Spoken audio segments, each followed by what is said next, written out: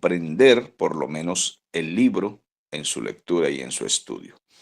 Entonces, hemos llegado ya al capítulo 19 de Apocalipsis. Vamos a ubicarnos en Apocalipsis 19. Quisiera pedir a dos lectores, me dicen si es correcto que le pida, por ejemplo, al hermano Alexis Castillo, y puede ser hoy el hermano Filemón. Vamos a ver. Entonces sería que Alexis Castillo lea desde el versículo 1 hasta el versículo 8. Una lectura clara allí. Y el hermano, por cierto, quiero saber si Alexis Castillo se conectó hoy. Pastor, saludos. Sí, hermano Freddy, cuénteme. Bueno, pastor, hasta los momentos creo que el hermano Alexis tiene problemas con su micrófono. No sé, creo que no le da la opción para activar el micrófono. Muy bien. Entonces, Entonces, hermano Freddy, ¿me colabora usted? Del 1 al 8. sí, pastor, claro. Sí, bien. Y el hermano Filemón del 9 en adelante. Pero primero entonces leemos del 1 al 8, hago un comentario allí y luego leemos el resto y hago el otro comentario allí. Entonces, en el nombre del Señor Jesús voy a orar. Padre, gracias por permitirnos orar también para leer la palabra y hacer los comentarios necesarios acerca de este capítulo 19 de Apocalipsis. Hemos terminado capítulo 17 y 18 que nos habla de la destrucción de la religión mundial en el capítulo 17. Y el capítulo 18, la destrucción de la política mundial. Y todo esto también como consecuencia del derramamiento de la última copa de la ira de Dios. Entonces ya vamos hacia la recta final. Señor, te pedimos tu dirección, que el Espíritu Santo nos auxilie, nos ayude para que todos podamos comprender. Lea, mi hermano.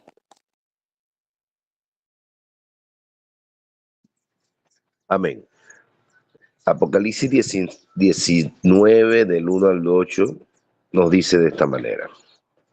Después de esto oí una gran voz de gran multitud en el cielo que decía, Aleluya, salvación y honra y gloria y poder son del Señor Dios nuestro, porque sus juicios son verdaderos y justos, pues ha juzgado a la gran ramera que ha corrompido a la tierra con su fornicación y ha vengado la sangre de sus siervos de la mano de ella. Otra vez dijeron aleluya, y el humo de ella sube por los siglos de los siglos. Y los 24 ancianos y los 4 seres vivientes se postraron en tierra y adoraron a Dios, que estaba sentado en el trono, y decían amén, aleluya. Y salió del trono una voz que decía, alabad a nuestro Dios todos sus siervos, y los que le teméis, así pequeños como grandes, y oí como la voz de una gran multitud, como el estruendo de muchas aguas, y como aleluya, porque el Señor nuestro Dios Todopoderoso reina. Gocémonos y alegrémonos y démosle gloria, porque han llegado las bodas del Cordero y su esposa se ha preparado. Y a ella se le ha concedido que se vista de lino fino, limpio y resplandeciente, porque el lino fino es las acciones justas de los santos.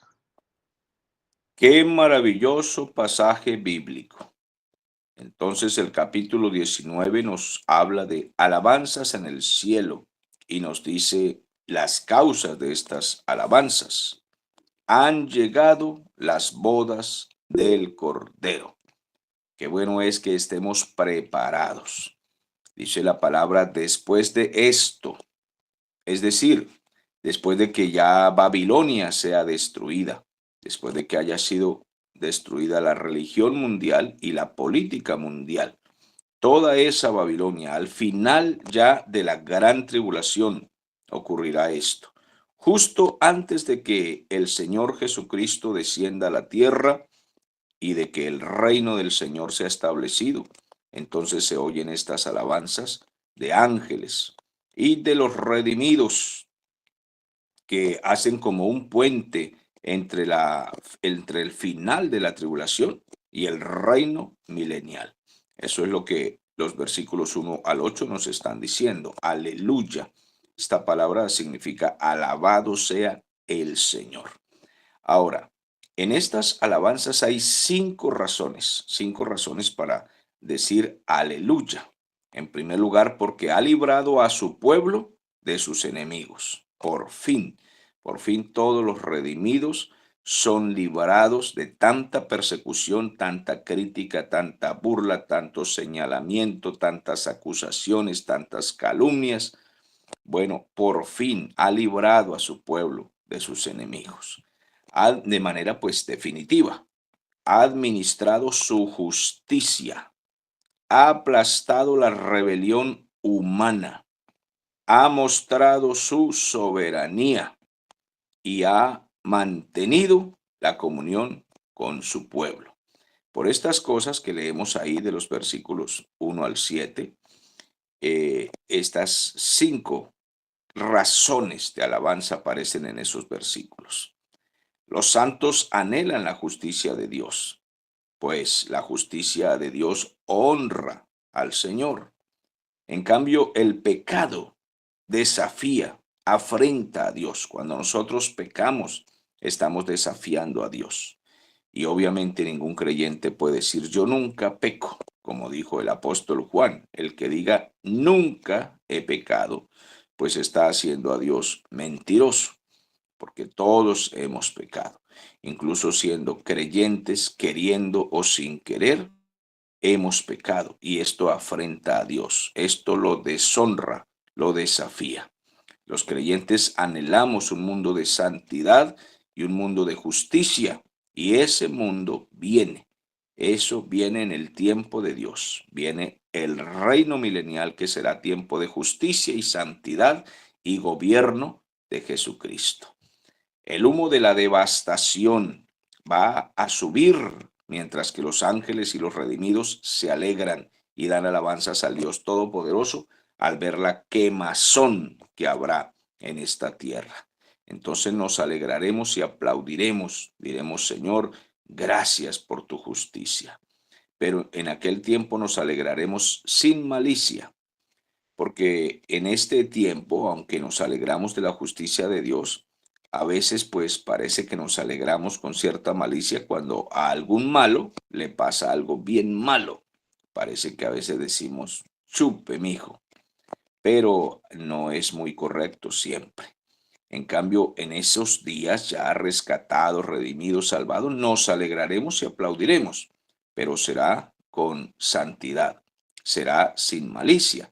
Daremos alabanzas al Dios Todopoderoso porque ha caído la justicia de Dios.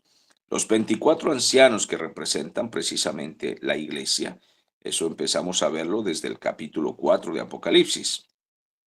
Estos 24 ancianos se unen a los cuatro seres vivientes que aparecen también desde allí.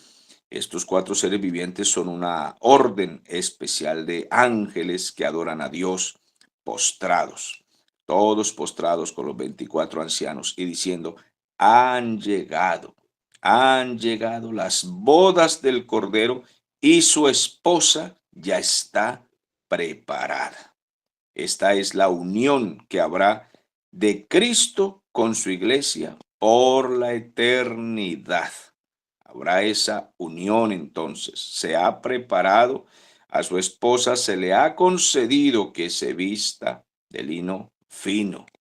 La iglesia es la esposa del Señor, es decir, todos los creyentes que fueron escogidos por elección soberana de Dios en el pasado eterno. Todos los creyentes, todos aquellos que fueron inscritos en el libro de la vida en el tiempo en que ni siquiera existíamos. Dios hizo el libro, puso los nombres allí de los escogidos y entonces creó al hombre. Todos esos creyentes ya estaban allí inscritos en el libro de la vida.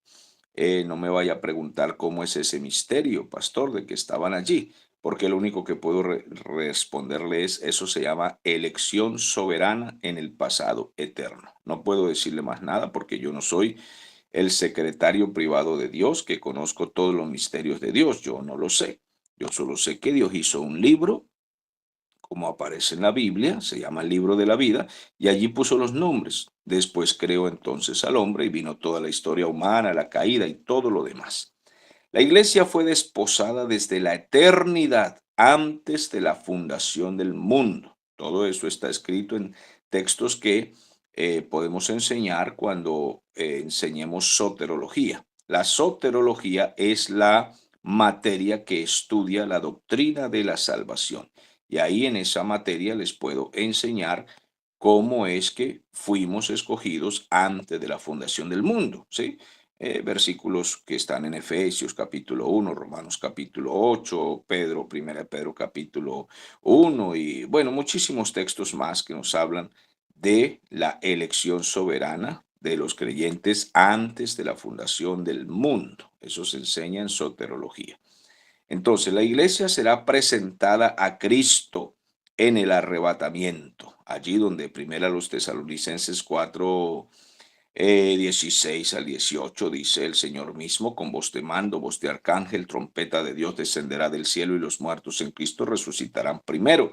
Luego nosotros los que hayamos quedado seremos arrebatados juntamente con ellos en las nubes y así recibiremos al Señor en el aire. De esa manera estaremos siempre con el Señor, alentados, gozados unos a otros con estas palabras. Entonces, en ese momento la iglesia es presentada a Dios, es presentada a Dios o a Cristo, ¿sí? Es presentada a Cristo para que Cristo la lleve al Padre. Entonces, eso es en el arrebatamiento. El Espíritu Santo sube a la iglesia y la presenta a Cristo en las nubes. En ese momento viene entonces el tribunal de Cristo. Y al final de la tribulación viene las bodas del Cordero vestida de lino fino resplandeciente, que son las acciones justas de los santos, como hemos leído en este capítulo, ¿sí? Ese es el resultado de la justicia de Cristo en ella y no de la justicia de los creyentes. Que eso quede muy claro como doctrina, que también forma parte de la soterología, doctrina de la salvación, que somos presentados a Cristo o a Dios justos por causa de las acciones de Cristo y no por causa de nuestras acciones, porque nuestras obras son como trapos de inmundicia. Entonces son presentadas justas, es por la obra de Cristo, es por causa de la obra de Cristo que nuestra vida y obras son presentadas justas. Bien, entonces ahora viene la preparación para la cena de las bodas del Cordero. Quiero que hagan la diferencia. Hasta el versículo 8 habla de las alabanzas porque vienen las bodas del Cordero. Pero a partir del versículo 9 viene la cena de las bodas del Cordero. Y una cosa es las bodas del Cordero y otra cosa es la cena de las bodas del Cordero. O sea, la boda es cuando se casa un esposo con la esposa y la cena es la fiesta donde vienen todos los invitados a la fiesta. Entonces hay que hacer la diferencia entre la esposa y los invitados a la fiesta. Unos son los invitados y otra la esposa. Una es la esposa y otros son los invitados. Vamos entonces a la preparación para la cena de las bodas del Cordero. ¿A quién le corresponde la lectura? Disculpe que por un momento lo olvidé. A Filemón, creo. Ujú.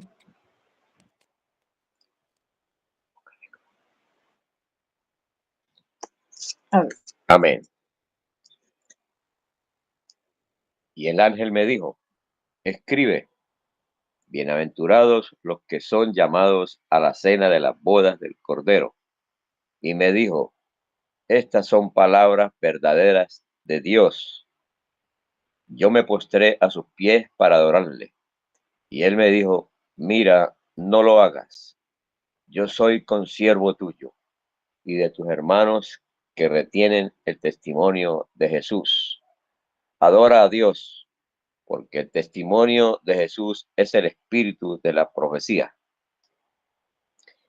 Entonces vi el cielo abierto y he aquí un caballo blanco, y el que lo montaba se llamaba Fiel y Verdadero, y con justicia juzga y pelea. Sus ojos eran como llamas de fuego y había en su cabeza muchas diademas y tenía un nombre escrito que ninguno conocía sino él mismo. Estaba vestido de una ropa teñida en sangre y su nombre es el Verbo de Dios.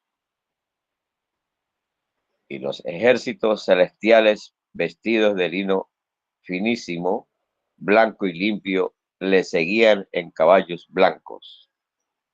De su boca sale una espada aguda para herir con ella a las naciones, y él las regirá con vara de hierro. Y él pisa el lagar de vino del furor y de la ira del Dios Todopoderoso.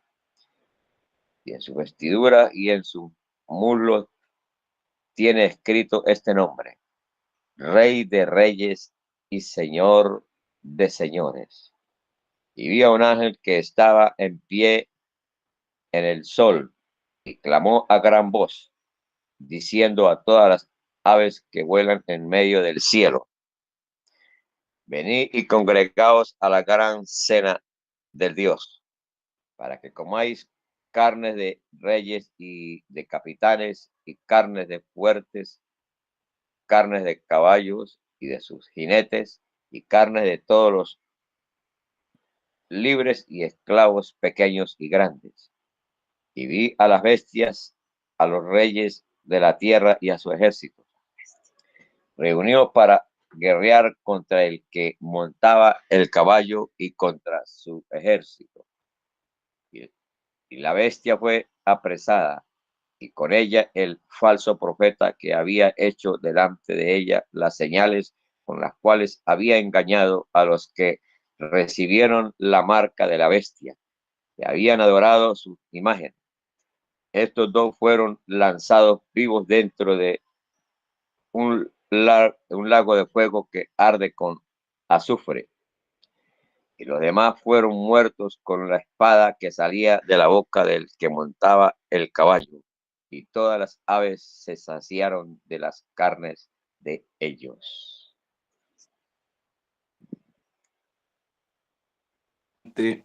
Gracias, hermano. Qué impresionante lectura tan maravillosa. Entonces, aquí vemos desde el versículo 9 hasta el 21 cómo Juan narra la forma en que será establecido el reino milenial, es decir, el comienzo del reino milenial. Esto es precisamente lo que aquí se conoce como la cena de las bodas del Cordero, para que no confundan. Y comienza esta fiesta con una comelona, una gran comelona. Van a venir los animales a comer carnes de caballos, reyes y ejércitos. Es el regreso glorioso del Rey de Reyes y Señor de Señores. La verdad es que leyendo esto siento una emoción inmensa. Imaginarme ese momento glorioso y poderoso. Es el fin de los impíos en la batalla de Armagedón, donde todos los ejércitos se preparan cuando vean que el Señor desciende con todos sus ejércitos y se preparan entonces para una gran batalla contra el Señor. Estos infelices soberbios piensan que pueden enfrentar a mi Señor. Eso se llama ser uno torpe y se ayuda. Aquí es donde va a iniciar ese esperado reino de 1000 años. Aquí va a iniciar. Bienaventurados los que son llamados, los que son invitados a la cena de las bodas del Cordero. Entonces, aquí los invitados no son los creyentes cristianos de esta dispensación, es decir, no es la iglesia, sino los invitados a la cena, ¿sí? Es decir, todos los que fueron muertos en la tribulación, que resucitan en ese momento, y todos los de Israel que fueron salvados en el Antiguo Testamento. Esos son invitados porque son Israel, ¿sí? Ellos son los invitados, y todos los sobrevivientes de la tribulación que no fueron marcados con el número de la bestia. La iglesia no es invitada a la cena de las bodas, la iglesia no, porque usted no puede imaginarse que a una esposa le inviten a la fiesta de las bodas. Imagínese un marido decirle a la mujer, mija, mi amor, la invito para que venga a mi fiesta. ¿Cómo la va a invitar si ella es la esposa? Ella es protagonista de la boda como esposa al lado del Señor. Entonces, no se puede invitar a una esposa a la fiesta de su matrimonio. Este es un error a veces doctrinal. Incluso hay una canción muy bonita, sí, pues se canta, pero de todas maneras tiene un pequeño error allí, donde dice, estamos invitados a una fiesta hermosa, sublime y tan gloriosa, que no hay otra igual.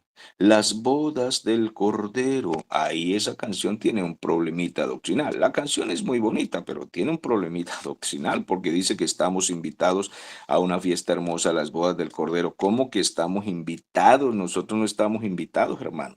Nosotros no estamos invitados a la fiesta de las bodas, porque nosotros somos la esposa. Entonces, la esposa es protagonista de la boda.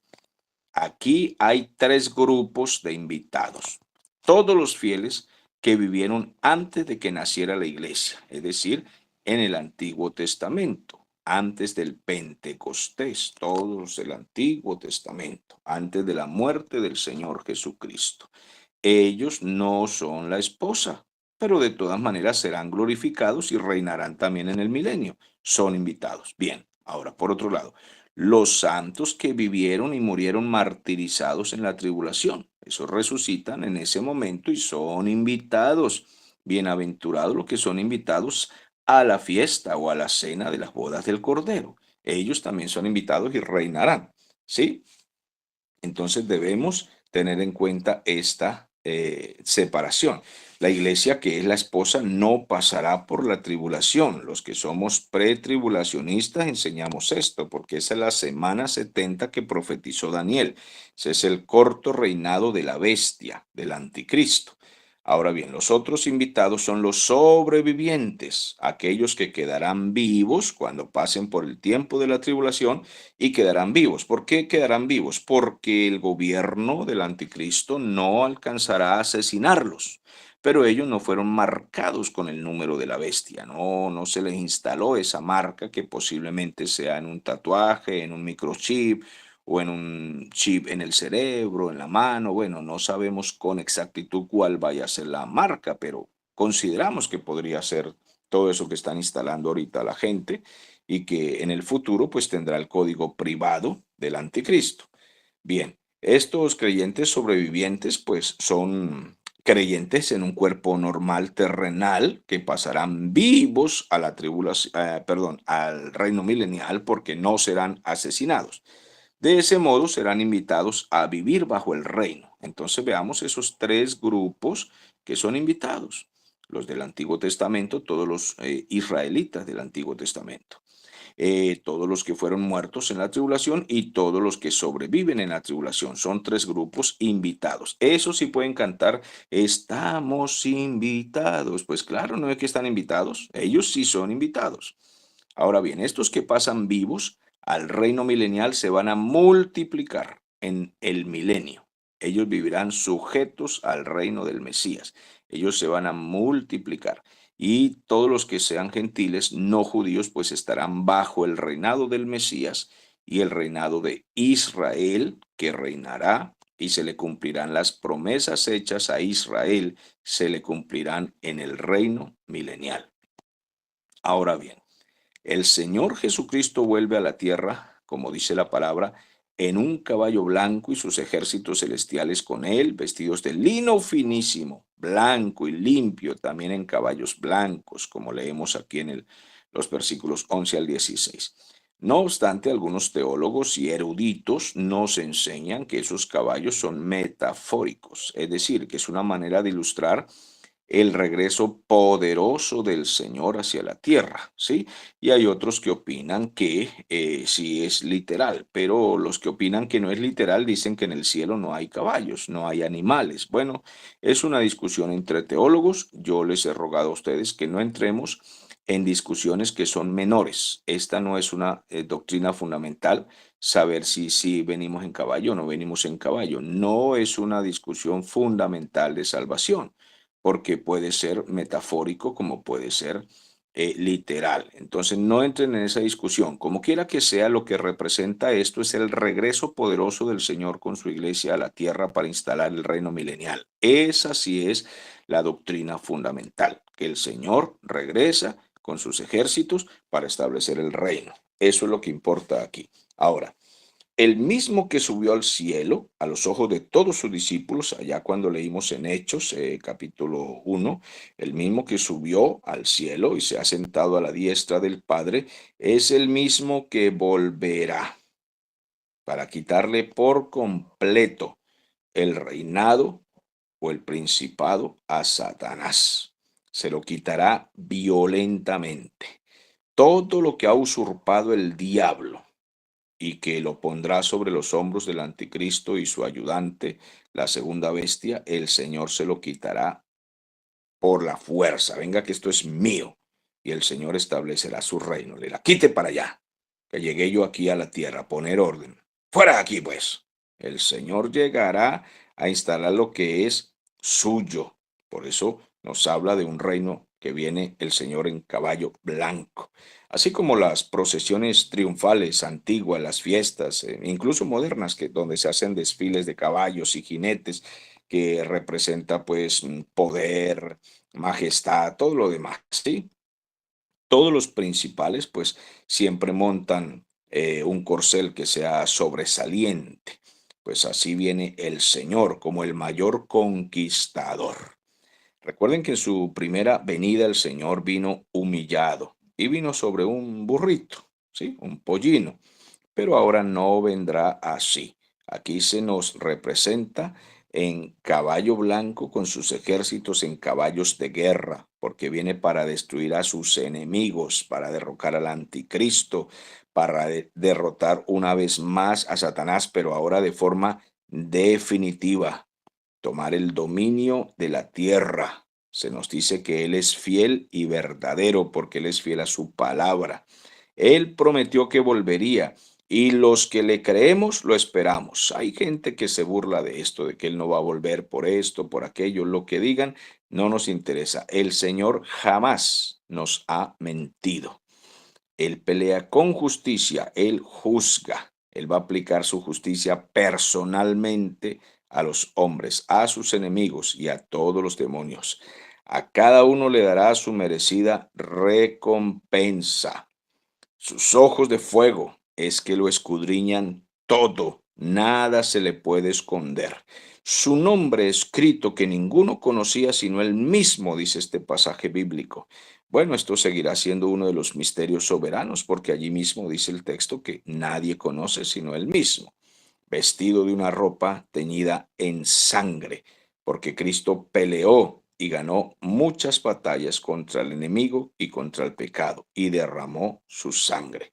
Por eso viene con una ropa teñida en sangre, o por lo menos así lo vio Juan, para que se diera cuenta Juan que Él es el Señor, el Verbo de Dios. Esto del verbo de Dios ya sabemos, significa la palabra de Dios, la imagen del Dios invisible, como lo dice el libro o la carta a los Colosenses en el capítulo 1, la imagen visible del Dios invisible.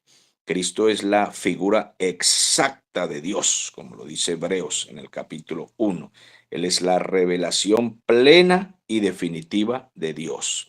El que ve a Cristo ha visto a Dios. Los ejércitos celestiales vestidos de lino finísimo, o sea, la iglesia, todos los redimidos por la sangre del Cordero, en caballos blancos seguirán a Cristo, vestidos de lino finísimo como representación de la santidad con que el Señor nos ha santificado. De esa manera regresamos a la tierra. Recuerden que en el arrebatamiento Cristo viene hasta las nubes y los creyentes suben a encontrarse con Él en el aire. Pero en cambio, en su regreso a la tierra, la iglesia desciende con él a la tierra. Y esa espada aguda que sale de su boca es precisamente el poder de su palabra. Cuando él habla, ejecuta juicios, ejecuta acciones. Cuando él habla, derrota a sus enemigos. Y él viene al lado también de todos sus ángeles, como nos dice Mateo 13. Puede leer eso en los versículos 37 al 50. La iglesia estará entonces allí con él cuando descienda el Señor, pero la iglesia no ejecuta juicios, porque los juicios le corresponden exclusivamente al Señor. Ahora bien, en su vestidura y sobre su muslo, Cristo lleva un título que proclama su soberanía sobre todos los gobernantes de la tierra. El título es Rey de Reyes y Señor de Señores. Espero que lo esté alabando en este momento, todos concentraditos, ninguno dormido. Por favor, no es tiempo de sueño. Estamos leyendo la maravillosa palabra del Señor. Los últimos versículos del 17 al 21 reflejan entonces el mayor holocausto que jamás se haya registrado en la humanidad. Dios mismo hará ese holocausto. Quemará, cocinará en la batalla de Armagedón, allá en el valle de Megido. Allí la cúspide de la ira de Dios al final de la tribulación caerá. El Señor someterá a la muerte a todos los pecadores restantes y no quedará ni uno solo. ¿Por qué? Porque ninguno puede pasar al reino milenial sino los sobrevivientes que son del Señor, que no tengan la marca de la bestia. Total que allí morirá hasta el último. Así sea un mendigo que haya sido rebelde a Dios, allí morirá hasta el último. El Señor los quemará a todos. Ese día fue anunciado por los profetas. Por eso les dije que Apocalipsis no es el único libro que contiene escatología. Hay muchos pasajes más, ¿sí? Por ejemplo, Isaías nos habló de todo este holocausto. Joel también, Ezequiel también. Bueno, muchos pasajes. Mateo también nos escribe lo que Cristo dijo. Entonces, la gran cena de Dios estará allí cuando un ángel llame, o comenzará allí cuando un ángel llame a las aves y a los animales para que se alimenten de los cadáveres que morirán allí, pero por miles en esa batalla de Armagedón. En Mateo 24, por ahí usted puede leer a partir del versículo 27 que el Señor llama a los animales para que vengan a comer, a todas las aves del cielo. Vengan y coman poderosos guerreros, cómanse a sus reyes, cómanse a sus caballos que allí morirán, y Dios declara esa victoria antes de que la batalla comience. El Señor declara que ya tiene la victoria. El anticristo y los ejércitos unirán sus fuerzas contra el Señor y contra sus ejércitos. Zacarías llamó a los ejércitos de Dios los santos de Dios. El anticristo y el falso profeta serán apresados, los dos arrestados por el Señor. Como general de generales, como rey de reyes los atrapará. Vengan para acá ustedes dos sinvergüenzas. ¿Que ustedes qué? El más grande y usted que el ayudante. Ah, no tenían oficio. Venga, yo les voy a poner un oficio. Nadar sinvergüenzas. Fuera de aquí. El Señor los lanzará vivos al lago de fuego. Ellos estrenarán el lago de fuego, siendo así los primeros en caer en ese lugar. Después todos los demás serán muertos en esa batalla, en esa guerra. Recuerden eso, el anticristo y el falso profeta no morirán, sino que serán lanzados vivos al lago de fuego. Pero los demás morirán en esa guerra, en esa batalla. El Señor mismo los ejecutará. Recibirán el galardón de su injusticia y las aves se hartarán de comer sus carnes. Esos son los comentarios del capítulo 19 de Apocalipsis, estos comentarios que tengo para ustedes y quiero saber si se escucharon con claridad. ¿Qué opinan? Claramente, pastor. Perfecto. Gloria a Dios, gloria a Dios. Muy claro. Entonces, sí están emocionados de ver cómo el Señor desciende a la tierra. Esto es maravilloso. Esto es para alegrarse, para saltar de júbilo. Pastor, una Gloria a pregunta. Diga. Hágame un repaso sobre los invitados a la boda del Cordero. Son los del Antiguo Testamento, los que no tengan la marca de la bestia, y nombró 3 grupos. Muy bien, gracias por preguntar, muy amable. Gracias, pastor. Todos los del Antiguo Testamento son judíos.